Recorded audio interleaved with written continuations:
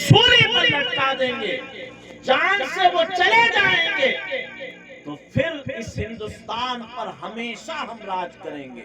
لیکن انہیں معلوم نہیں تھا کہ اسلام وہ مذہب ہے کہ جس کے بارے میں شاعر نے کہا ہے کہ اسلام تیری فطرت میں قدرت میں لچکتی ہے، جتنا تم اسے دباؤ گے اتنا ہی یہ ابھرے۔ تو اس ہم مذہب کے ماننے والے ہیں، اور جس فرقے سے ہمارا تعلق ہے وہی مذہب ہے، باقی تو سب لامذہب ہیں، کوئی ان کا مذہبی نہیں، اور وہ فرقہ ہے فرقہ اہل سنت والجماعت بریلوی۔ اہل سنت والجماعت سنی ہوتے کیا ہیں؟ نمازیں کم پڑھتے ہیں، روزے بھی کم رہتے ہیں، داڑھیاں بھی کم رکھتے ہیں، دین کے بہت سارے کام کرنے میں پیچھے رہتے ہیں، لیکن ایک کام ہے جو سنیوں میں ہے اور بریلویوں میں ہے الحمدللہ، اور یہ کام جب تک باقی ہے تب تک آپ کی سنیت اور آپ کا دین اور دھرم باقی ہے۔ وہ چیز صرف یہ ہے کہ ہر سنی کے دل میں اپنے نبی کی محبت اس قدر ہے کہ ہر سنی میں ایک آواز بولتا ہے کہ میرے نبی کی وہ ہے شان کہ بچہ بچہ ہے۔ بابا بابا سرکار کی آمد، آقا کی آمد، دستگیر میلاد النبی مفتی عمار صاحب شامی زندہ باد۔ نبی سے محبت الحمدللہ ہم سنیوں کے اندر ہے اور ہمیشہ رہے گی، کیونکہ ہمارے ماں باپ نے بچپن سے ہمیں سکھایا ہے کہ ہمارے لیے سب سے بڑی مہان ہستی، سب سے بڑی ذات جن پر ہم خود قربان ہیں بلکہ ہمارے بچے بھی قربان ہیں۔ اور یہ نعرہ کوئی عام نعرہ نہیں ہے کہ میرے نبی کی وہ ہے شان کہ بچہ بچہ ہے قربان۔ کیوں؟ اس لیے کہ آدمی کو سب سے زیادہ اگر دنیا میں محبت ہوتی ہے کسی چیز سے تو وہ اپنی اولاد سے ہوتی ہے۔ اولاد کے لیے آدمی گھر بار چھوڑ کر ہریانہ پنجاب نہ جانے کہاں کہاں جاتا ہے، کھیتوں میں پڑا رہتا ہے۔ اگر خود اسے کھانا ہوتا تو یقین مانو وہ جنگلوں میں نکل جاتا اور جنگلوں کے جنگلی پھلوں کو کھا کر اپنی زندگی گزار دیتا، لیکن اسے اپنے پیچھے پریوار، اپنے آنے والی نسل کو پالنا پوسنا ہوتا ہے، اس لیے وہ بہت کوشش کرتا ہے کہ میں ان کو عزت کی روٹی دوں اور عزت کے مقام پر کھڑا کروں۔ اب اولاد میں بھی اگر آپ غور کریں تو سب سے زیادہ محبت اولاد سے اس وقت ہوتی ہے جبکہ اولاد بچہ ہوتا ہے، اور ہم سنیوں نے یہ اعلان کیا کہ نبی کی محبت کے لیے، نبی کی شان اور نبی کی عظمت کے لیے ہم کیا ہیں، ہماری جانیں کیا ہیں، بلکہ ہم اپنے چھوٹے چھوٹے بچوں کی جانیں اپنی نبی کی شان پر قربان کریں۔ بے شک بابا۔ اب جب ہم نے مسلمان ہونے کا اور سنی ہونے کا اعلان کر ہی دیا تو مسلمانوں نعرے بہت ہیں، اعلان بھی بہت ہے، لیکن عمل بھی ہمیں ہی کو کرنا ہے، کوئی دوسرا نہیں کرے گا۔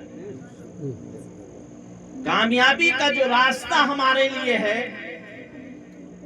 اس راستے میں سب سے پہلی چیز جو ہے وہ ایمان، کہ آپ ایمان لے آئے۔ الحمدللہ ہم اور آپ ایمان والے پیدا ہوئے، کیونکہ ایمان والوں کے گھروں میں ہم پیدا ہوئے، تو ایمان تو الحمدللہ ہمارا صحیح اور سلامت، لیکن کامیابی کی دوسری شرط ہے، کامیابی کی دوسری شرط ہے عمل، یعنی آپ اپنی دنیا کے اندر مگن ہیں، مگن رہیں، دنیا کمائیں، دنیا کمانا غلط نہیں ہے، لیکن دنیا اس انداز سے کمائیں کہ دین آپ کے ہاتھوں سے چھوٹنا نہیں چاہیے۔ آپ اس انداز سے رہیں، آپ عیش کریں، اچھا کھائیں، لیکن شریعت کہتی ہے حلال کھائیں۔ آپ کپڑے پہنے جیسے چاہیں پہنے، لیکن شریعت مطالعہ کہتی کہ کپڑا ایسا پہنے جس سے ستر عورت ہو۔ آپ کے پاس تھوڑا سا پیسہ آیا اور آپ نے چڈے پہن لیے، آپ کے گھٹنے دکھ رہے ہیں، گھٹنے کے اوپر کا حصہ دکھ رہا ہے، پھٹی ہوئی پینٹیں پہن لی آپ نے جس سے آپ کا ستر عورت ظاہر ہو رہا ہے، آپ کے پاس تھوڑے سے تیل کے پیسے اچھے اچھے آئے، شیمپو اور تیل، آپ نے لمبے لمبے عورتوں کی طرح بال رکھ لیے، آپ کے پاس طاقت اور قوت آئی، وہ ماں باپ جنہوں نے آپ کے لیے اپنی زبان ہی کھو دی، انہی پر آپ کی زبان دراز ہو گئی، وہ آپ کے دست و بازو جو آپ کے بھائی ہیں انہی کے خلاف آپ لاٹھی لے کر اور اپنا ہاتھ چلا بیٹھے۔ اسلام، مذہب اسلام میں سلامتی ہے۔ سرکار سے پوچھا گیا تھا کہ مسلمان کون ہے، تو سرکار نے بڑا پیارا جواب دیا تھا، المسلم من سلم المسلمون بلسانہ و یدہ۔ وہ شارٹ کٹ اور مختصر جواب دیا تھا کہ مسلمان وہ ہے جس کی زبان اور جس کے ہاتھ سے دوسرے مسلمان محفوظ رہیں، سلامت میں رہیں۔ اگر آپ کو کوئی غلط کام کرتے ہوئے ہم نے دیکھا اور آپ کو ٹوک دیا تو آپ کے مسلمانی کی نشانی یہ ہے کہ آپ نہ تو اپنی زبان سے کچھ کہیں، نہ اپنے ہاتھ کو آگے بڑھائیں، بلکہ ہماری بات کو فوراً مانیں اور آگے اس بات کا وعدہ کریں کہ ہم اس پر عمل کریں گے۔ انشاءاللہ بابا۔ ہر چیز اللہ تبارک و تعالی نے اس دنیا میں ہمارے اور آپ کے لیے پیدا کی ہے۔ اللہ تبارک و تعالی نے چاہے والدین ہو، چاہے اولاد ہو، چاہے بھائی بہن ہو، ہر رشتہ اس لیے اللہ تبارک و تعالی نے بنایا ہے تاکہ ہم ان رشتوں سے اپنا فائدہ اٹھا سکیں اور وہ رشتے ہم سے فائدہ اٹھائیں۔ بے شک۔ ہم دنیا میں پیدا ہوئے، اس طرف توجہ نہ دو، جو بھی معاملہ ہوگا وہ حل ہو جائے گا۔ ہم دیندار لوگ ہیں، دین پر عمل کرنے والے ہیں، ہماری آواز لوگوں کو سدھارنے، معاشرہ اور سماج اور سوسائٹی کو سدھارنے کی ہے۔ ہم ہمیشہ اس کے سدھار کی کوشش کرتے ہیں اور اسی کوشش کی طرف ہم چل رہے ہیں۔ اللہ تبارک و تعالیٰ آپ سب کو سدھارے۔ چند باتیں ہم آپ کی بارگاہ میں کرنا چاہتے ہیں، وہ اپنی فرض اور اپنی ڈیوٹی نبھا رہے ہیں، ہم اپنا فرض اور اپنی ڈیوٹی نبھا رہے ہیں۔ اللہ تبارک و تعالی نے بہت صاف لفظوں میں قرآن مقدس میں فرمایا، والعصر، زمانے کی قسم، ان الانسان لفی خسر، کہ بے شک تمام انسان گھاٹے میں، یعنی انسان جتنے دنیا میں آئے ہیں سب خسارے میں، سب گھاٹے میں۔ اب آپ لگاؤ حساب، انسان دنیا میں پیدا ہوا، کماتا ہے، محنت کرتا ہے، کھاتا ہے اور پھر مر جاتا ہے۔ نہ آپ کچھ لے کر آئے تھے اور نہ دنیا سے آپ کچھ لے کر جاؤ گے۔ دنیا میں تو آپ ایسے آئے تھے کہ آپ کے پاس کپڑے بھی نہیں تھے، لیکن یہ تو دنیا والوں کا آپ کے اوپر احسان ہوگا کہ آپ کو کپڑوں سمیت دفن کر دیں گے، ان کا احسان ہوگا۔ اب دنیا میں ہم اور آپ آئے اور اللہ فرماتا ہے کہ ہم اور آپ خسارے میں، گھاٹے میں ہیں۔ اب قرآن مقدس کا اسلوب ہے یہ کہ تمام انسان گھاٹے میں ہیں۔ آگے اللہ فرماتا ہے اِلَّا الَّذِينَ آمَنُوا وَعَمِلُوا الصَّالِحَاتِ، کہ تمام انسان گھاٹے میں ہیں۔ اگر آپ کو کامیاب ہونا ہے تو آپ کے لیے دو چیزیں اولاً ضروری ہیں، پہلا ایمان اور دوسرا نیک عمل۔ بے شک۔ سبحان اللہ۔ آج کے دور میں نیک عمل بتانے کی ضرورت نہیں ہے کہ نیک عمل کون سا ہے۔ اب جیسے آپ کو بتایا جائے کہ آپ اپنے والدین کی عزت کرو، یہ نیک عمل ہے، تو آج مسلمان کا ایک ایک بچہ جانتا ہے کہ اپنے والدین کی عزت کرنا یہ نیکی عمل ہے۔ آپ کو ہم یہ بتائیں کہ آپ نماز پڑھو، یہ نیک عمل ہے۔ آج ایک بچہ مسلمانوں کا جانتا ہے کہ نماز پڑھنا نیک عمل ہے، روزہ رکھنا نیک عمل ہے، اپنے بڑے بھائی کی عزت کرنا نیک عمل ہے، اپنے چھوٹے پر شفقت کرنا نیک عمل ہے، اپنی اولاد کی اچھی تعلیم و تربیت کا بندوبست کرنا یہ بھی ایک نیک عمل ہے، اپنے آنے والی نسلوں کو دین اسلام سے مضبوطی سے جوڑنا یہ بھی نیک عمل ہے، ہم اور سب جانتے ہیں۔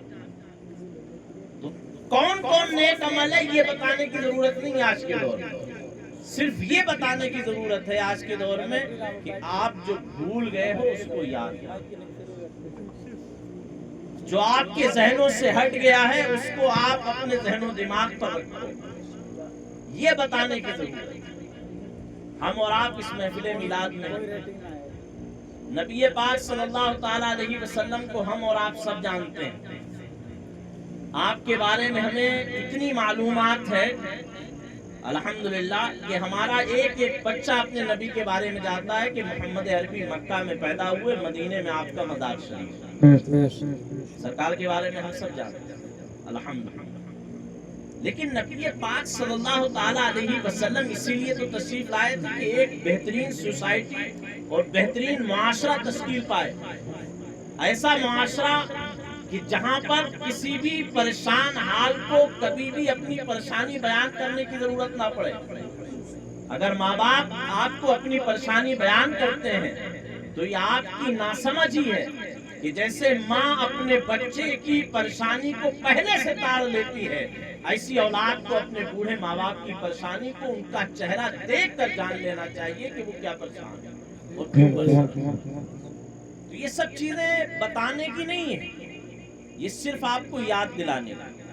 اللہ تبارک و تعالیٰ سے دعا ہے مولا کائنات ہمیں نیک عمل کی توفیق عطا فرمائے۔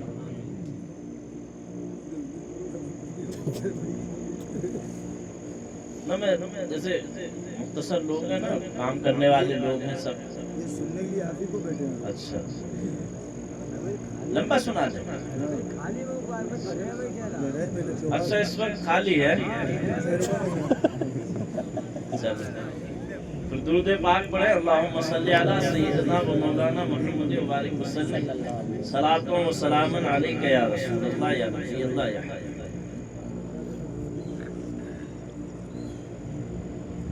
تو اللہ نے قرآن مقدس میں فرمایا کہ دین تو صرف دین اسلام ہے، مذہب تو صرف مذہب اسلام ہے۔ نبی پاک صلی اللہ تعالی علیہ وسلم کا جو دین ہے اس کو دین اسلام ہے۔ حقیقت میں یہ دین ابو البشر، انسانوں کے باپ حضرت آدم علیہ السلام دنیا میں لے کر آئے، اور ہر نبی نے اسی مذہب اور اسی دین کی پیروی کی اور اسی مذہب اور دین کی پیروی قبول کی۔ حضرت آدم علیہ السلام سے لے کر حضرت عیسیٰ علیہ السلام تک کم و بیش 1,24,000 انبیاء اکرام تشریف لائے، ہر نبی نے اسی کا پرچار اور پرسار کیا۔ کبھی اس دین کا نام دین ابراہیمی ہوا، کبھی اس دین کا نام دین نوح ہوا، کبھی اس دین کا نام دین موسوی یعنی یہودی ہوا، اور کبھی اس دین کا نام دین عیسوی یعنی عیسائی۔ یہ الگ الگ زمانوں میں اس دین کے نام تھے، لیکن حقیقت میں یہ دین دین اسلام ہے۔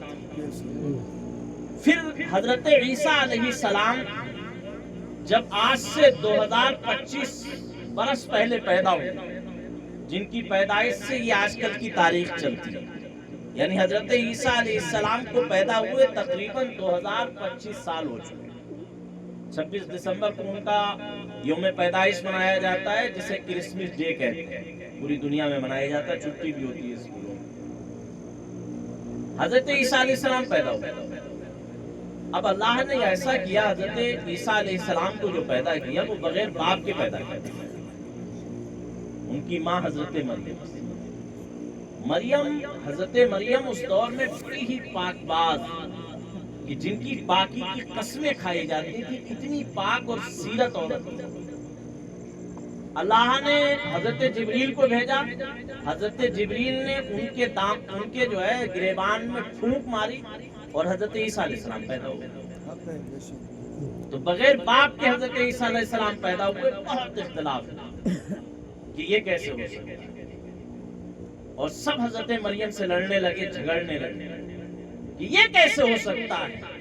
آج تک ہم نے صرف یہ سنا اور جانا ہے کہ بچہ پیدا ہونے کے لیے ماں اور باپ دونوں کا ہونا ضروری ہے، صرف ماں کیسے بچے کو جن سکتی ہے۔ تو حضرت مریم نے کچھ جواب نہیں دیا۔ حضرت مریم نے بہت صاف لفظوں میں کہا کہ میرا روزہ ہے۔ پہلے جو روزہ ہوتا تھا، تو جیسے آج کل کے روزے میں کھانا پینا چھوڑا جاتا ہے، پہلے کے روزے میں بولنا بھی چھوڑا جاتا ہے۔ تو انہوں نے کہا کہ میرا روزہ ہے، مطلب کہ میں بول نہیں سکتا۔ تو لوگوں نے کہا پھر یہ کیا ہے، اس کا کون جواب دے گا؟ تو انہوں نے اشارہ کر دیا اپنے بیٹے کی طرف، یعنی حضرت عیسیٰ علیہ السلام کی یہ جواب۔ حضرت عیسیٰ علیہ السلام ابھی پالنے میں تھے، یعنی جھولے میں تھے۔ جب ان کی طرف اشارہ کیا تو لوگ اور تاؤں میں آ گئے کہ یہ کیسے بات کرے گا، یہ تو ابھی جھولنے میں ہے، کہیں جھولنے میں پالنے میں رہنے والا بچہ بھی بات کرتا ہے۔ تو حضرت عیسیٰ علیہ السلام نے فوراً اپنی انگلی اٹھائی اور آپ نے اس وقت اعلان کیا کہ لوگوں، میں اپنی ماں حضرت مریم کا بیٹا ہوں، اور میں اللہ کا بندہ، اللہ کا نبی ہوں، اور اللہ نے مجھے انجیل کتاب کی عطا فرمائی، اور اللہ نے مجھے حکم دیا ہے کہ یہ کام ہے۔ اب ان کے ماننے والے تھوڑا بہت تفصیل سے تمہیں سمجھانا چاہ رہا ہوں۔ اب حضرت عیسیٰ علیہ السلام نے اپنی زندگی میں بڑا عجیب و غریب معجزات دکھائے۔ مردوں کو زندہ کر دیتے تھے، مادرزاد اندھے آتے تھے، ٹھیک ہے، ان کو شفا بخش دیتے تھے، گھوڑی آتے تھے، ہاتھ پھیرتے تھے، اس سے بھی شفا ہو جاتی تھی۔ کیا ہوتا؟ جوڑ رہے ہیں، تار جوڑ رہے ہیں، اور اچھا چلن دو ویسے چل سبحان اللہ پہ چل رہا ہے۔ ہاں تم صحیح کرتے رہو، باقی بول رہا ہاں بولو، ادھر چل رہی ہے۔ ٹھیک۔ تو حضرت عیسیٰ علیہ السلام جو ہے مردوں کو زندہ کرتے تھے، گھوڑیوں کو شفا دے دیتے تھے، مادرزاد اندھوں کو بھی شفا دیتے تھے، اگیارہ بناتے۔ آپ مٹی کا ایک پرندہ بناتے تھے، جیسے اپنے بچپن میں بناتے تھے، چڑیا بنا لی، ٹھیک ہے، گیند بنا لی، ہڑیا بنا لی، بچے بناتے تھے، ہم نے بھی بنائی ہیں، ٹھیک ہے۔ تو جب یہ کام کرتے تو حضرت عیسیٰ علیہ السلام جو ہے وہ پرندہ بناتے تھے، چڑیا، اور پھر اس میں پھونک ماری اور وہ زندہ ہو کے اڑنے لگتا ہے۔ واہ واہ، بڑے عجیب و غریب معجزے حضرت عیسیٰ علیہ السلام نے دکھائے، لیکن آپ کے لوگ دشمن بنے، پھر بھی دشمن بنے، اور ایسے دشمن بنے کہ انہوں نے ارادہ کر لیا کہ ان کو پکڑ کر سولی پہ چڑھائیں۔ ایسا نہ لگے، اللہ تبارک و تعالیٰ کو یہ راز کیسے آ جائے؟ چلے جائیں۔ جب چاروں طرف سے دائرہ تنگ کیا گیا اور حضرت عیسیٰ علیہ السلام کو سولی پر چڑھانے کی پوری تیاری کر لی گئی، تو اللہ تبارک و تعالیٰ نے حکم دیا حضرت جبرائیل امین کو کہ عیسیٰ علیہ السلام کو لے آؤ چوتھے آسمان۔ تو اللہ نے اپنے نبی حضرت عیسیٰ علیہ السلام کو اٹھایا۔ جب عیسیٰ علیہ السلام اٹھ کر گئے تو ان کے جو ماننے والے تھے ان میں بڑا اختلاف ہوا کہ یہ تھے کون۔ تین گروہ بن گئے، یعقوبیہ، نستوریہ، ملکانیہ۔ میں اس تفصیل میں نہیں جاننا چاہتا، تھوڑا سا ہلکا ہلکا۔ تین گروہ بن گئے۔ ایک گروہ نے کہا کہ یہ اللہ تھا، زمین پہ آیا، زمین سے اب آسمان پہ چلا گیا۔ ایک گروہ تھا، اس نے کہا کہ نہیں معاذ اللہ، یہ اللہ کے بیٹے تھے، اللہ نے جب تک چاہا اپنا بیٹا زمین پہ بھیجا اور جب چاہا واپس لے لیا۔ تیسرا گروہ جو اہل حق کا تھا، سمجھدار لوگوں کا، جنہوں نے حضرت عیسیٰ علیہ السلام کے صبح و شام دیکھے تھے، انہوں نے صاف صاف لفظوں میں کہا نہیں، بلکہ یہ دونوں گروہ جھوٹے ہیں۔ حقیقت یہ ہے کہ حضرت عیسیٰ علیہ السلام اللہ کے بندے تھے، اللہ کے نبی تھے اور اللہ کی مخلوق تھے۔ اللہ تبارک و تعالیٰ نے ان کو ان کے دشمنوں سے بچانے کے لیے چوتھے آسمان پر۔ بے شک۔ تو یہ تینوں گروہ بڑا اختلاف کرتے تھے۔ حضرت عیسیٰ علیہ السلام نے بشارت دی تھی کہ میرے بعد ایک نبی آئے گا جس کا نام احمد ہوگا، جس کو اللہ کتاب دے گا، اس کے بعد کوئی نبی آئے گا نہیں۔ تو جب یہ تینوں گروہ کا اختلاف ہوا تو یہ کہتے تھے کہ چلو اب جو نبی آنے والے ہیں، جن نبی کی بشارت ہمارے نبی نے دی ہے، جب وہ آئیں گے ان سے اس بارے میں پوچھا جائے گا کہ عیسیٰ علیہ السلام آخر کون؟ ہم تو آپس میں اختلاف کر بیٹھے۔ کوئی کہہ رہا معاذ اللہ اللہ تھے، کوئی کہہ رہا معاذ اللہ اللہ کے بیٹے تھے، کوئی کہہ رہا کہ نہیں وہ اللہ کے نبی تھے۔ تو اب حضرت عیسیٰ علیہ السلام کے بعد یہ چلتا رہا 200 250 سال تک حضرت عیسیٰ علیہ السلام کے ماننے والے صحیح سالم رہے۔ اب 200 250 سال جب گزر گئے تو اب ان کے ماننے والے بھی کفر و شرک میں مبتلا ہو گئے، بت پرستی کرنے لگے۔ اسی وقت کو جو بیچ میں سرکار کی پیدائش سے پہلے کا جو زمانہ ہے 200 250 سال کا، اس کو زمانہ فترت ہے، یعنی یہ دنیا میں ایک ایسا زمانہ گزرا ہے جس میں کوئی نبی موجود نہیں تھا اور نہ کسی نبی کی شریعت پورے طور پر موجود تھی، بلکہ جتنے اللہ نے نبی بھیجے تھے سارے نبی کی شریعتوں کو بگاڑ دیا گیا تھا، ان کو بدل دیا۔ یہ حال پوری دنیا کے اندر کیا حال تھا؟ اپنے ہندوستان کا تو برا حال آج بھی ہے، پہلے بھی تھا۔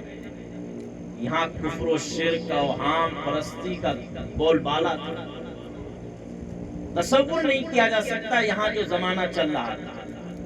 انہوں نے انسانوں کو 3 کیٹیگری میں بانٹ رکھا تھا، ایک سب سے اعلیٰ ذات والے، ایک بیس ذات والے اور ایک شودر بالکل نیچ ذات والے، جو آج بھی ان کے یہاں چل رہا ہے۔ بتوں کی پوجا عام تھی، اگر کوئی شوہر مر جاتا تھا تو اس کی بیوی کو زبردستی جو ہے وہ سکتی چڑھا دیتے تھے، اسے بھی جلا دیتے تھے بھانگ پلا کے۔ تو یہ عالم ایسی روم کا بہت برا حال تھا، روم کا بھی بہت برا حال تھا، وہاں عیسائیت کا ننگا ناچ چل رہا تھا، ہر طرف ایک بے چینی تھی، ہر طرف ایک مایوسی تھی۔ ایک ظالم مظلوم پر اتنا ظلم کرتا تھا کہ لوگ اس کے ظلم سے تنگ آ چکے تھے، ہر طاقتور کمزور کو دبانے کی کوشش کرتا تھا۔ عرب کا یہ حال تھا کہ وہاں لوگ اور لڑکیوں کو زندہ درگور کرتے تھے، ہر طرف ایک قحط سالی کا دورہ تھا، لوگ اتنا اناج ڈالتے تھے اتنا مشکل سے پیدا ہوتا، بھوک مری کا دورہ تھا، لوگ پیدا ہونے سے پہلے اپنے بچوں کو مار دیا کرتے تھے۔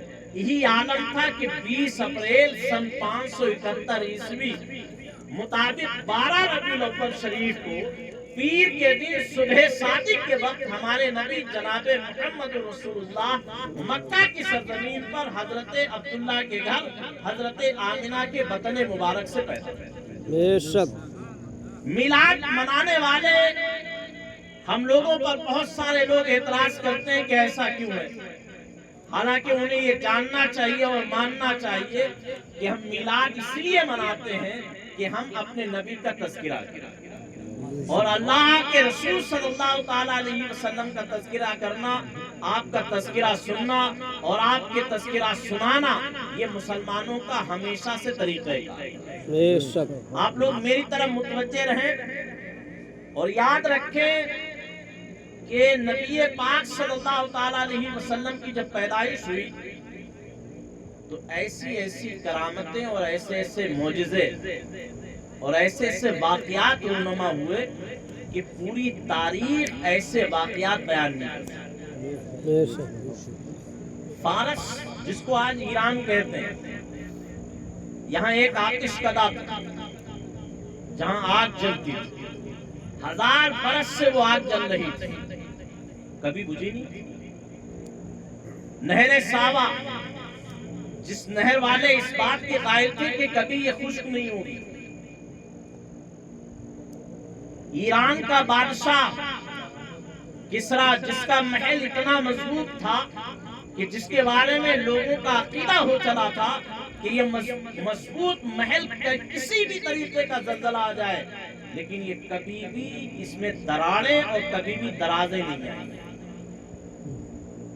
لوگ ایسے ایسے یقین اور اہم لوگوں نے پال لیے تھے کہ یہ نہیں ہو سکتا، یہ نہیں ہو سکتا، یہ نہیں ہو سکتا، اور شیطان لگاتار آسمان کے قریب جاتا تھا، فرشتوں کی آوازیں سنتا تھا اور یہاں آ کر لوگوں کو بتاتا تھا، جس سے لوگوں کو اپنے اوہام اور خیالات میں ملوث کرتے تھے کہ ہمیں آنے والے کی کل ہے، آنے والے کل کی خبر ہے۔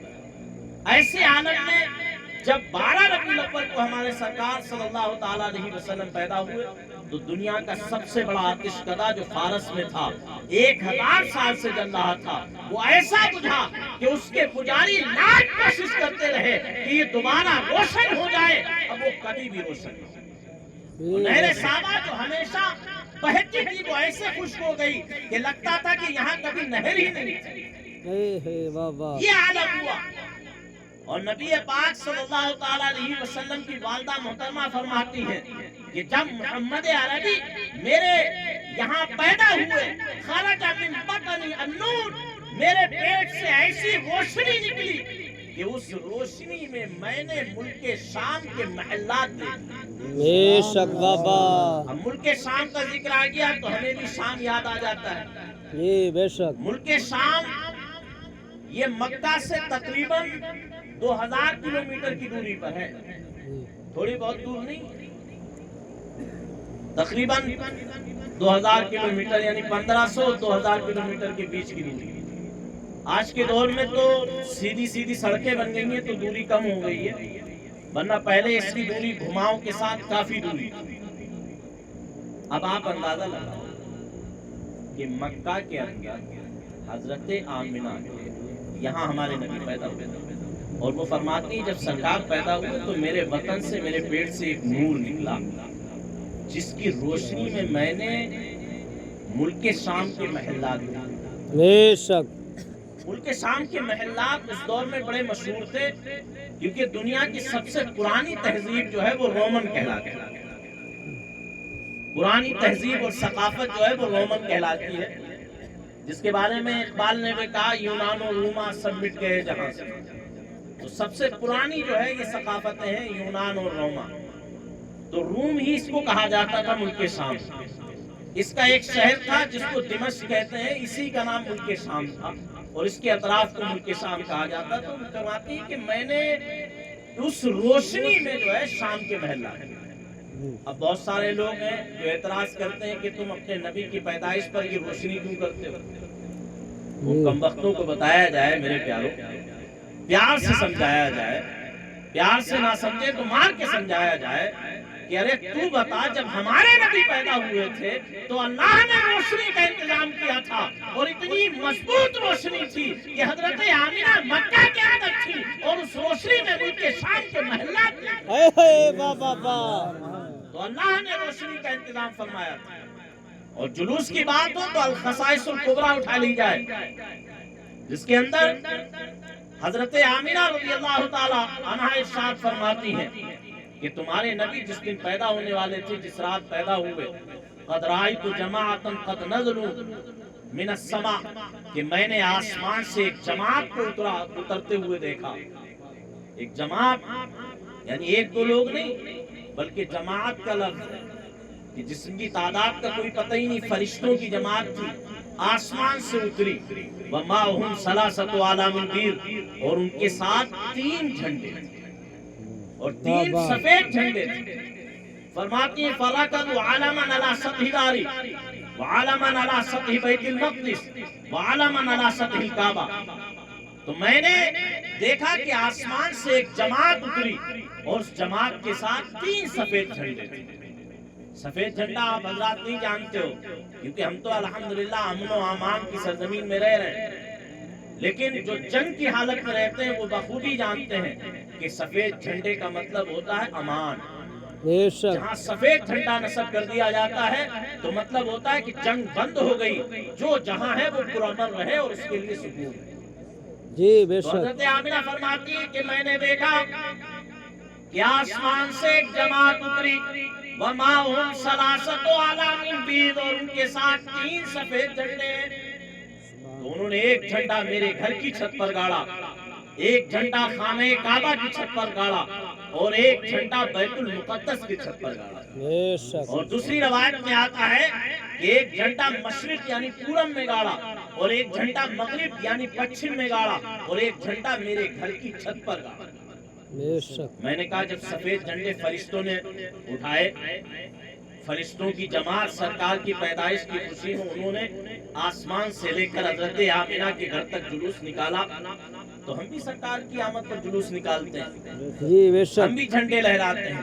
تو کسی کہنے والے نے کہا کہ انہوں نے تو سفید جھنڈے لگائے تھے، آپ ہرے ہرے جھنڈے کیوں لگاتے ہو؟ انہوں نے کہا ہم بھی سفید لگاتے تھے. گنبد خضرا جب بنا تھا تو گنبد خضرا جو ہم ہرا گنبد دیکھتے ہیں، جب یہ پہلے بنا تھا تو سفید. بے شک.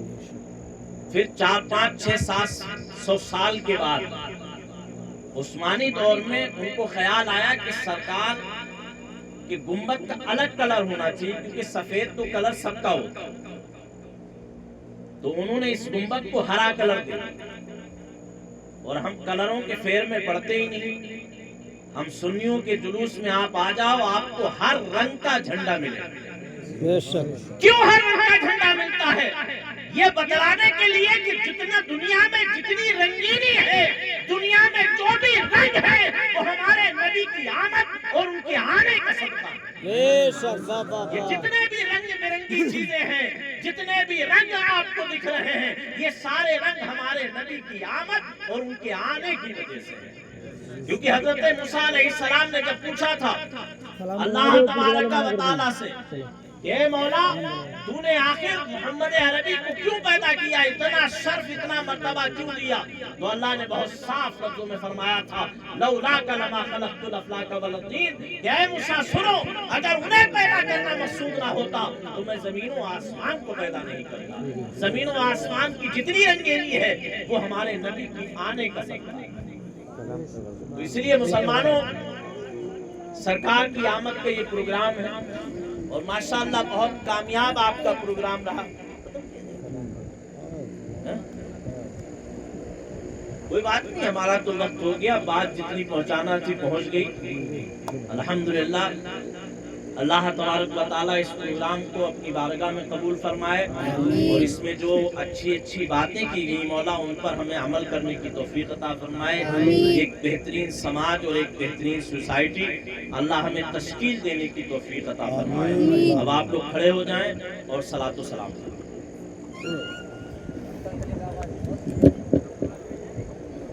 مصطفیٰ جانے رحمت لاکھوں سلام. مصطفیٰ جانے رحمت لاکھوں سلام.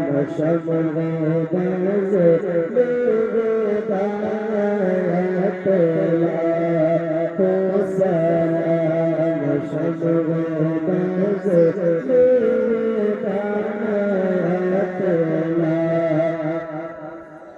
سلام. شگر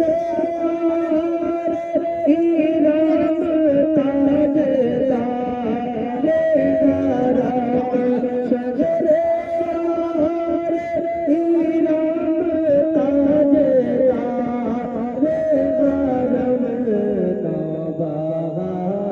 نوبہار شفاعت لاکھوں سلام. نوبہار شفاعت لاکھوں سلام. کاش میرے شرم جب ان کی آمد ہو. کاش میرے شرم جب ان کی آمد ہو.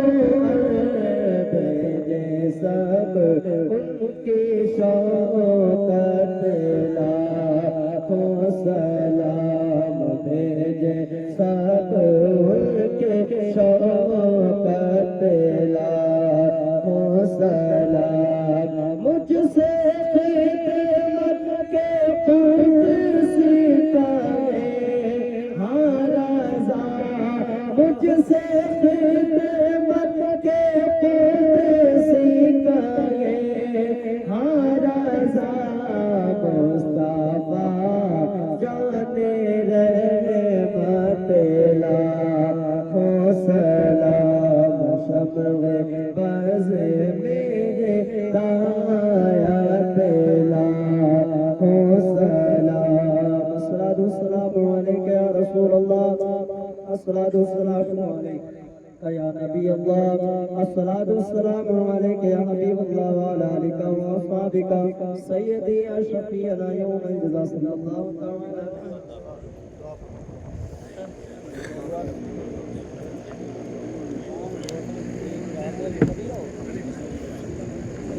اللهم صل وسلم وبارك على سيدنا ومولانا محمد طب القلوب ودوائها عافية الأبدان وشفائها